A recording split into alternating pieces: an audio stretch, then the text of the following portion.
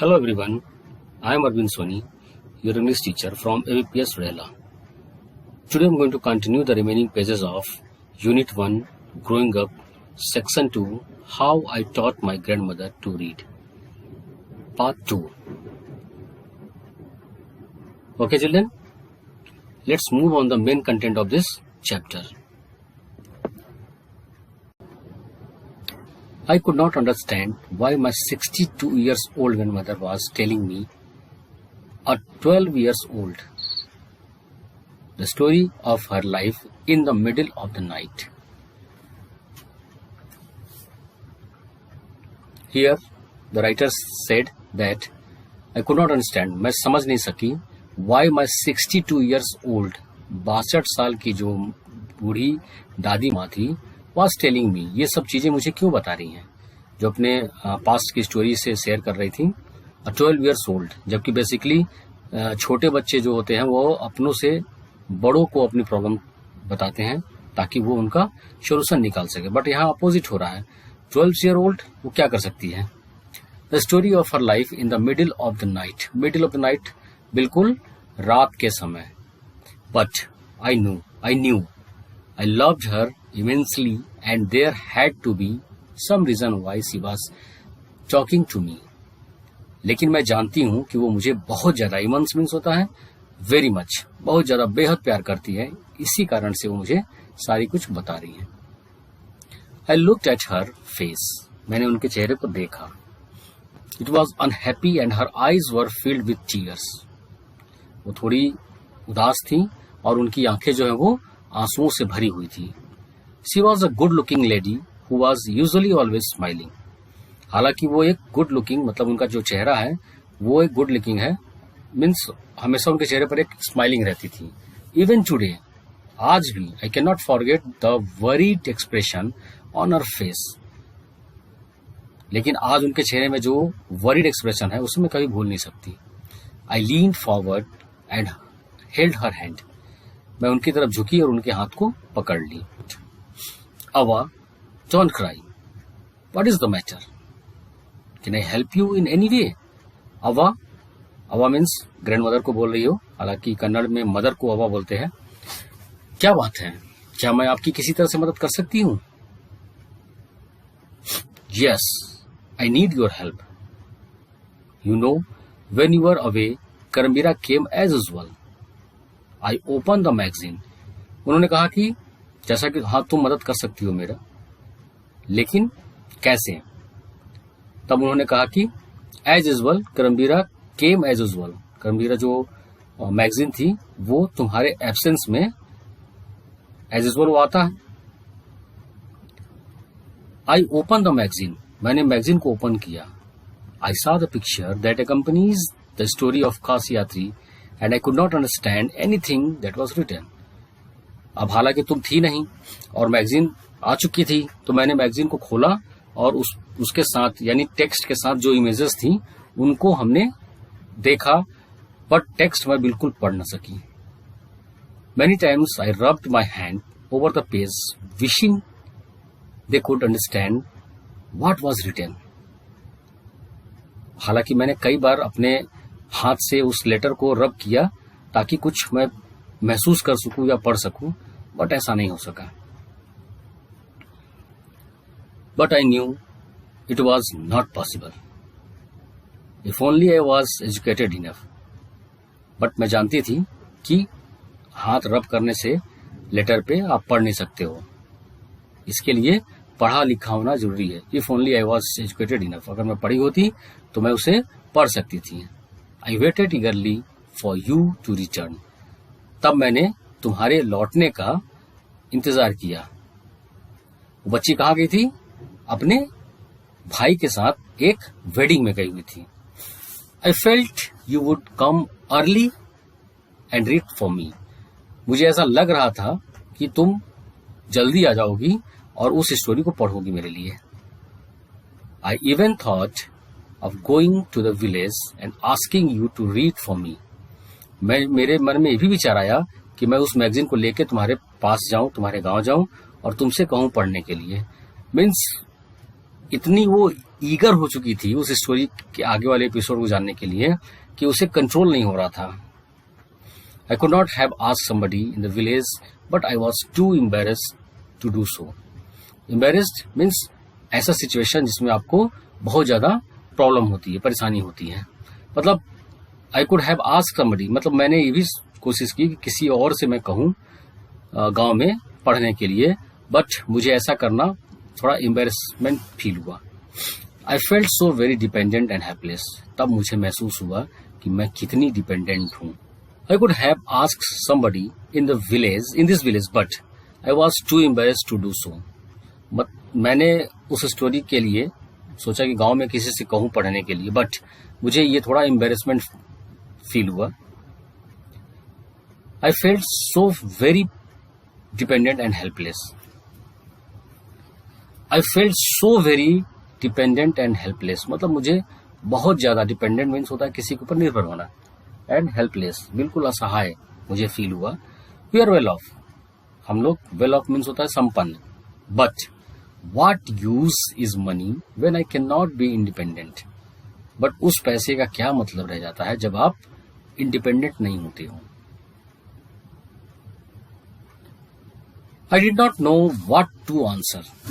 अवा कंटिन्यू, मुझे नहीं पता कि इसका मैं क्या जवाब दूं। अवा अपनी प्रॉब्लम कंटिन्यू बोलती गई। I have decided I want to learn the Kannada alphabet from tomorrow onwards. तब अवा ने कहा, यानी ग्रैंड मदर ने कहा कि मैंने डिसाइड किया कि मैं कन्नड़ अल्फाबेट सीखूंगी फ्रॉम टुमारो ऑनवर्ड्स, कल से ही मैं स्टार्ट करती हूँ। I will work very hard, मैं बहुत हार्ड वर्क करूंगी। I will keep Saraswati Puja day during Dussehra at the deadline. I will keep Saraswati Puja, मतलब सरस्वती पूजा से लेकर के दशहरा तक मुझे अल्फाबेट सीख लेना है। That day I should be able to read a novel on my own. उस दिन मैं अपने आप खुद से नॉवेल को पढ़ सकूं। I want to be independent. मैं इंडिपेंडेंट होना चाहती हूँ, आत्मनिर्भर होना चाहती हूँ। I saw the determination on her face. मैंने उनके चेहरे पर एक डिटर्मिनेशन मीन्स दृढ़ निश्चय देखा। Yet I laughed at her. फिर भी मैं उन पर हंसी। Avva, at this age of 62 you want to learn the alphabet, यानी इस एज में, 62 की एज में क्या आप अल्फाबेट लर्न करना चाहती हैं? All your hairs is grey, आपके सारे बाल सफेद हो चुके हैं। योर हैंड्स आर रिंकल्ड, और आपके हाथों में झुर्रियां पड़ गई हैं। You wear speckles and you work so much in the kitchen, आप स्पेकल्स मीन्स चश्मा पहनती हैं और आपके लिए किचन में ढेरों काम होता है।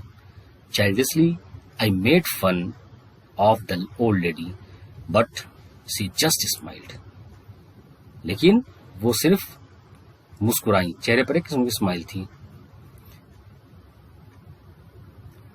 For a good cause if you are determined you can overcome any obstacle. Obstacle means होता है प्रॉब्लम। अगर आप किसी चीज के लिए डिटरमाइंड हैं, यानी दृढ़ निश्चित हैं, तो डेफिनेटली आप ओवरकम मीन्स होता है जीतना। एनी ऑब्स्टिकल, किसी भी बाधा को आप पार कर सकते हो, आसानी से जीत सकते हो।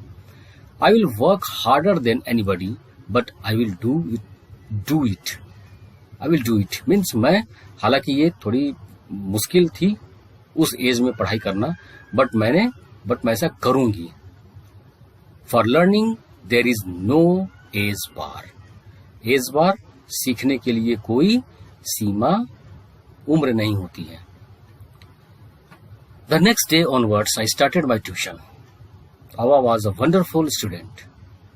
The amount of homework she did was amazing. She would read, repeat, write and recite. यानी अगले दिन से मैंने अपना ट्यूशन स्टार्ट कर दिया। Awa was a wonderful student. अवा बहुत शानदार स्टूडेंट थी, मतलब जो भी टास्क दिया जाए उसे कंप्लीट करती थी। The amount of homework she did was amazing. जो काम उनको दिया जाता था, होमवर्क दिया जाता था, वो पूरा करती थी, जो कि एक विचित्र बात थी। She would read, repeat, write and recite. वो पढ़ती थी, रिपीट करती थी, लिखती थी और रिसाइट मीन्स उसको सुनाती थी। I was her only teacher and she was my first student. मैं उनकी केवल एकमात्र टीचर और वो मेरी पहली स्टूडेंट थी. Little did I know then that one day I would become a teacher in computer science and teach hundreds of students. Little did मतलब अभी छोटी हूँ और अभी उसने अपना ट्यूशन स्टार्ट कर दिया है और वो इमेजिन करती है कि I would become a teacher in computer science, कि मैं कंप्यूटर साइंस की टीचर बनूं and teach hundreds of students और सैकड़ों बच्चों को पढ़ाऊं. Dussehra festival came as usual. Dussehra festival जैसा हर साल आता है, इस साल भी आया. Secretly I bought खासी यात्री which had been published as a novel by that time. Secretly means चुपके से. I bought मैंने खरीदा काशी यात्री वो जो नॉवेल था which had been published as a novel by that time. उस समय as a novel उस समय पब्लिश हुई थी. My grandmother called me to the Puja place and made me sit down on a stool. मुझे एक stool पर बिठा दिया. यानी मेरी ग्रैंडमदर मुझे पूजा के लिए बुलाया, पूजा वाले स्थान पे, और मुझे एक स्टूल पे बिठा दिया. She gave me a gift of a frock material. और उन्होंने मुझे एक गिफ्ट दिया जो कि एक फ्रॉक मटेरियल था. Then she did something unusual. और फिर उन्होंने ऐसा कुछ किया जो unusual असामान्य था. She bent down and touched my feet. वो झुक गई और उन्होंने मेरे पैर को टच किया. I was surprised and taken aback. मुझे बड़ा आश्चर्य हुआ और मैं अपने आप को पीछे हटा ली. Elders never touch the feet of youngsters. बड़े कभी छोटों के पैर नहीं छुआ करते. We have always touched the feet of God. हम हमेशा अपने भगवान के पैर को टच करते हैं, छूते हैं. Elders and teachers, बड़ों के और टीचर्स के. यानी छोटों के पैर हम नहीं छूते हैं, बट अगर वो टीचर है तो हमें उसके पैर को छूना चाहिए. We consider that as a mark of respect. और ये जो है मार्क ऑफ रिस्पेक्ट मतलब एक तरह से रिस्पेक्ट देने की बात है.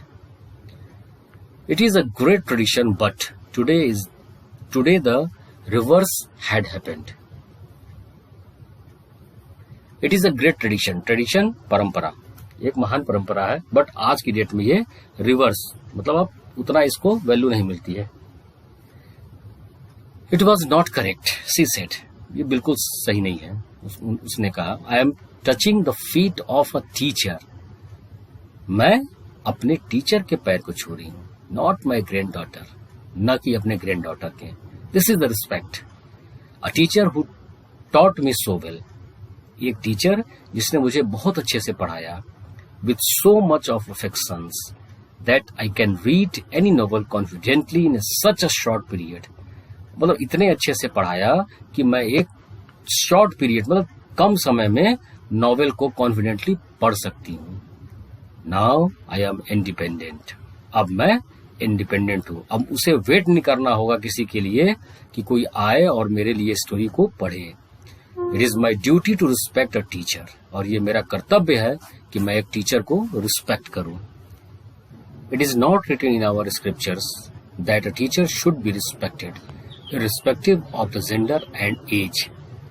स्क्रिप्चर मीन्स शास्त्रों में ऐसा नहीं लिखा हुआ है.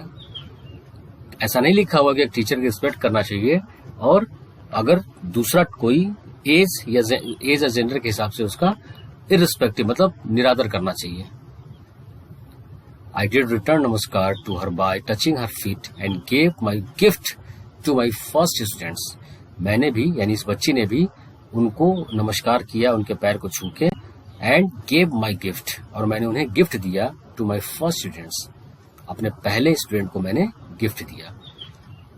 सी open it and read immediately the title Kashi Yatri and Triveni by Triveni and the publisher's name. जैसे मैंने वो गिफ्ट दिया, ये बुक गिफ्ट में इस बच्चे ने अपने फर्स्ट स्टूडेंट को दिया. वे तुरंत इमीडिएटली उस बुक को खोल करके बुक का टाइटल, राइटर और पब्लिशर्स नेम पढ़ दी. I knew then that my students had passed with flying colors. तब मुझे पता चल गया कि जो मेरी स्टूडेंट थी वो पास हो गई with flying colours. With flying colours means जैसे किस परीक्षा में बहुत ही अच्छे अंक से पास होना या बहुत अच्छा करना, that is flying colours. Author Sudha Murthy. Okay children, now I'm going to stop here. Hope you all have to understood this chapter very well. Next class I will solve the exercise of this chapter. Till then, keep study. Goodbye.